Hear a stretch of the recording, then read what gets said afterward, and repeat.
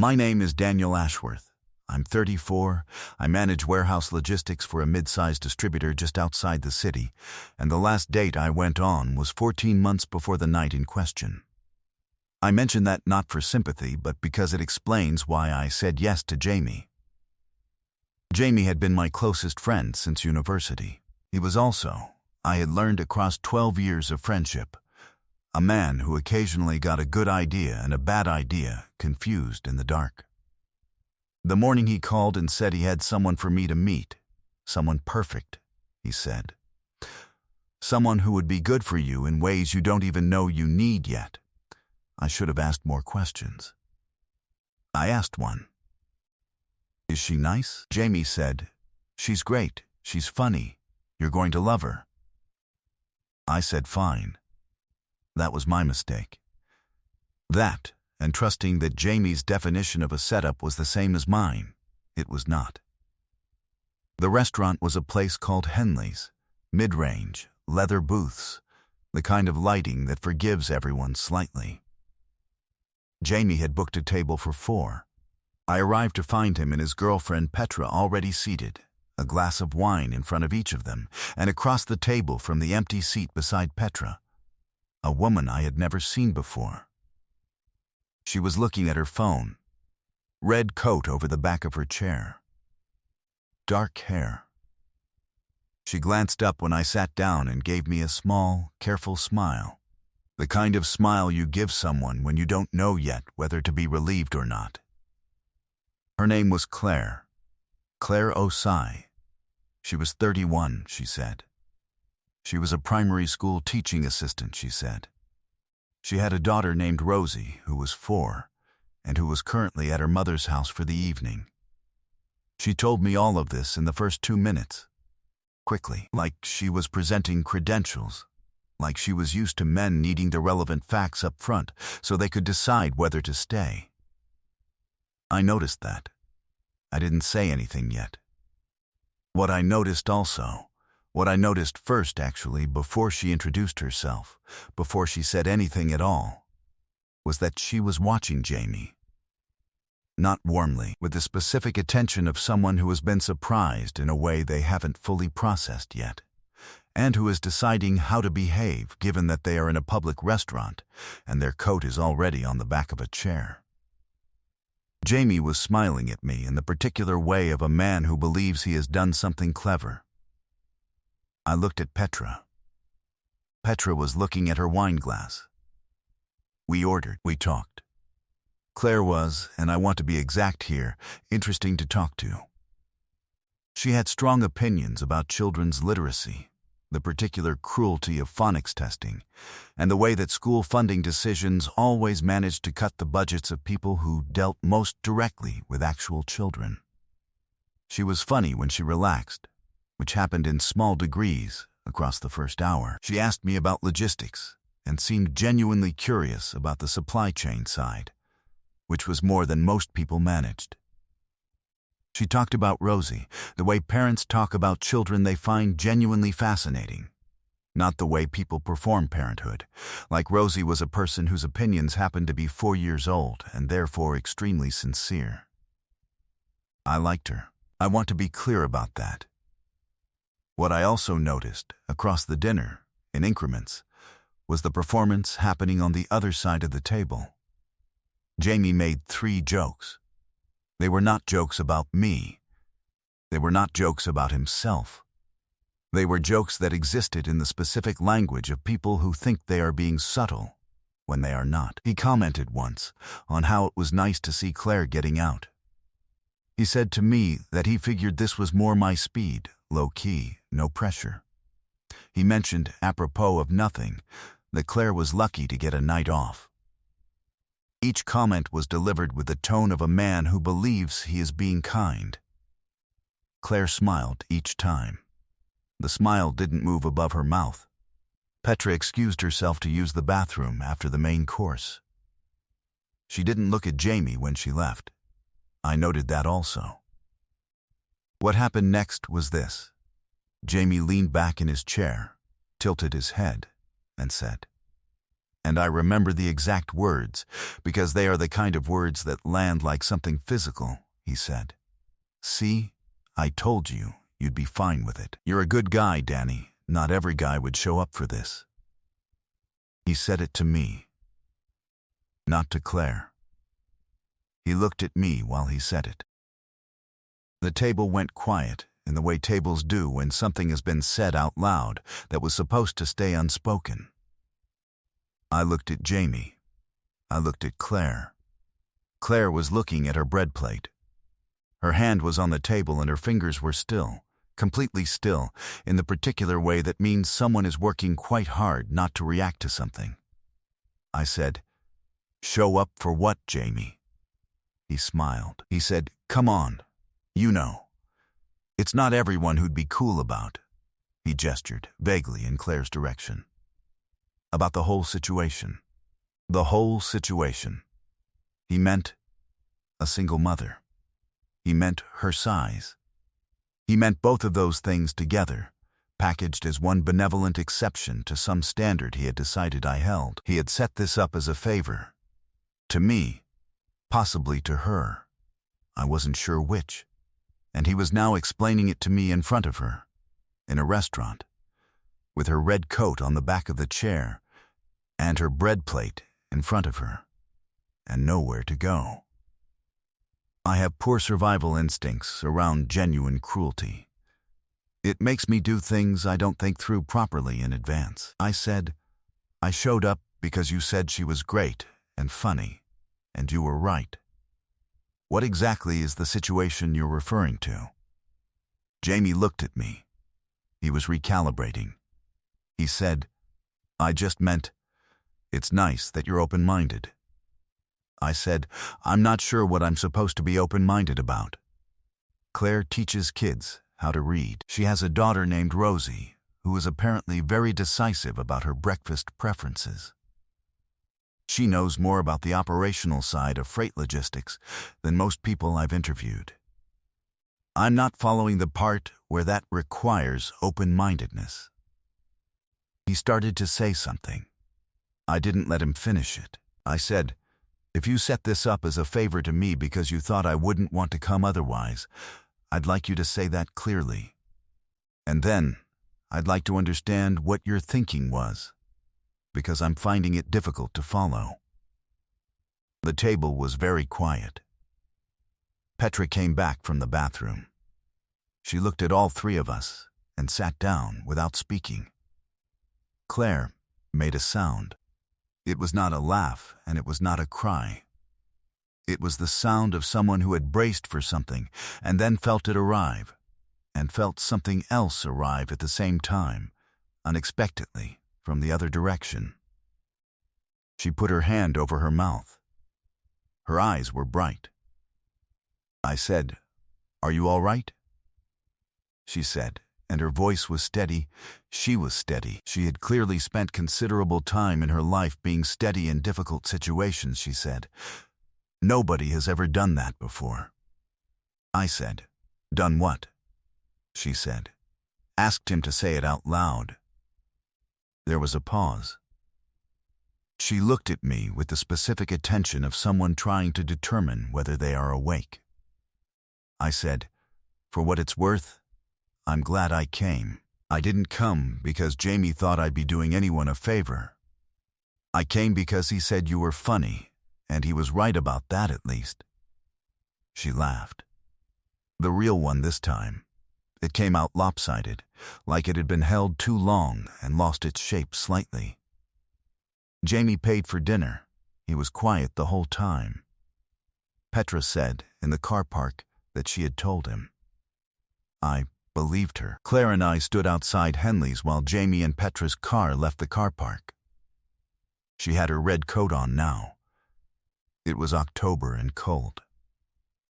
She was looking at the street with the expression of a woman deciding what to do with an evening that had turned out differently than she'd expected. I said, "I don't want to go home yet, if you're also not ready to go home yet." She looked at me. She said, "There's a place that does good coffee about 6 minutes from here." I said, "Fine."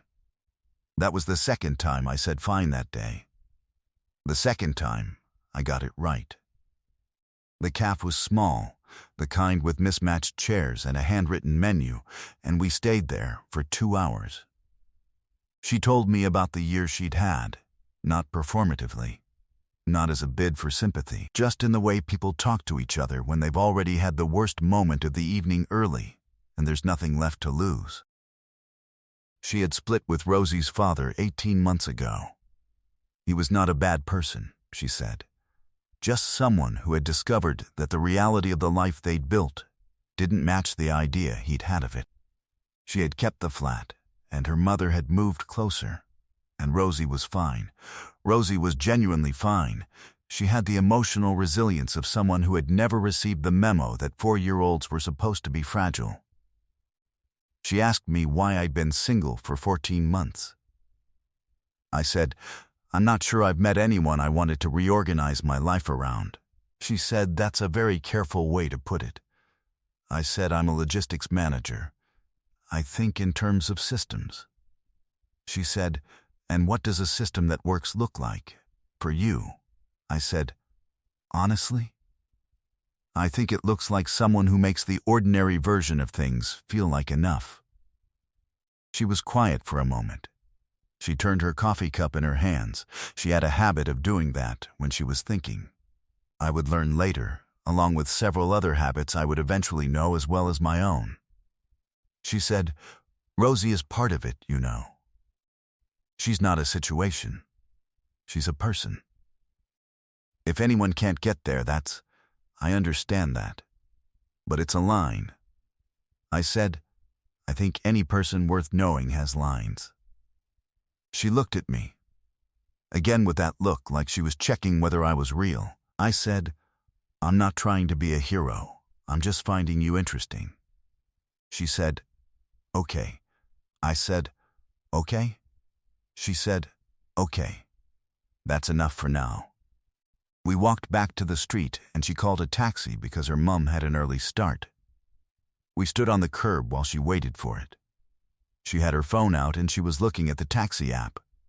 And she said, without looking up, I almost didn't wear this coat tonight. I said, why not? She said, I almost didn't come, either. I thought about texting Jamie a cancellation about 4 times between 6 and 6:30. The taxi came. She got in. She looked at me through the window as it pulled away, and she lifted one hand. I stood on the curb for a moment. Then I walked to my car and sat in it for a while, and did not, for once, analyze anything. I just let the evening be what it had been. I texted her the next morning. I said, Rosie sounds like she has excellent opinions. I'd like to hear more about them, if that's something you'd be open to. She replied 11 minutes later. She said, she refuses to eat round pasta. Only tubes. This is a deeply held conviction. I said, she's right, actually. She sent back a voice note. It was 4 seconds long, and it was her laughing. That was the beginning. We moved slowly, which was the right speed. I met Rosie for the first time about 6 weeks later. A Saturday, a park. Low stakes, no performance. Rosie walked up to me, looked at me with the evaluative seriousness of someone 4 years old, and therefore deeply unbothered by social niceties, and said, Are you Mummy's friend? I said, Yes. Is that all right? She thought about it. She said, You can push me on the swings. I said, That seems fair. Claire was standing slightly behind her, with her arms crossed and her expression carefully neutral, watching. When I looked at her, something in her face shifted. Not dramatically, just enough. Months passed. They were the specific kind of months where nothing especially cinematic happens and everything important does. I learned that Claire made tea incorrectly and refused to be corrected. I learned that she read 3 books at once and only finished 1 of them per 2. I learned that she became very quiet before she said something true, as if she was getting out of her own way first. She learned that I overanalyze silence and needed to be told directly when it meant nothing. She learned that I was better with Rosie than I expected to be, and that this surprised me every time. She learned that I kept the red coat story. I told it to exactly one person, my sister, who immediately said, "Oh, you're gone, Daniel," like something I checked occasionally just to confirm it had happened. The night she told me she loved me, we were in her kitchen at 11 p.m. Rosie was asleep. The coat was on the hook by the door. Claire was washing up and I was drying, and she said, without turning around, "I need to tell you something, and I need you to let me finish before you say anything." I said, "All right." She said, "I have spent a significant amount of the last several months being frightened that you would eventually decide this was too much. The daughter, the flat, the whole arrangement. I kept waiting for it. I kept looking for the signs that you were calculating an exit." She turned the tap off. She didn't turn around yet. She said, and then I realized I'd stopped looking. At some point, I just stopped. Because it started to feel like something that didn't need monitoring. You just kept showing up and being what you said you were, and at some point I must have just believed it. She turned around. Her eyes were bright. She said, "I love you." I've been trying to say that for about 3 months and I keep losing my nerve. I stood there for a moment. The kind of still you go when something has arrived that you were not quite prepared for, even when you knew it was coming. I said, "You can say something if you want. I'm done." She said, "I know. I'm doing the thing where I stand here and see what you do." I set the dish towel down. I said, "I am also not going anywhere. I have never once calculated an exit. I have occasionally worried that I was doing this wrong because I don't always know the right things to say, and I care quite a lot about getting this one right." She said, "You're doing it right." I said, "I love you too. For what it's worth, I've known for a while." She said, "How long?" I said, "The voice note. The 4-second one about the pasta."